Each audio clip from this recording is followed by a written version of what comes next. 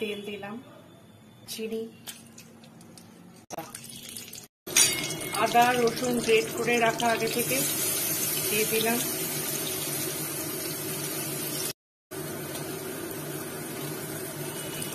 লাল মতো হলুদ গুঁড়ো, টমেটোর পেস্টটা দিয়ে দিলাম। এবার এতে 1 চামচ চিনি, গরম জল,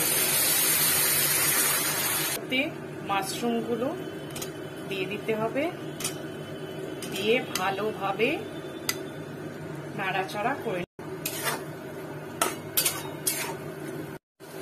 মাশরুম ভীষণ নরম হয়, এটা সেদ্ধ ওই জন্য ভীষণ তাড়াতাড়ি হয়ে যায়। এবার এতে সামান্য দেব ম্যাগি মশলা, সামান্য কসুরি মেথি। মাশরুম মশলা রেডি।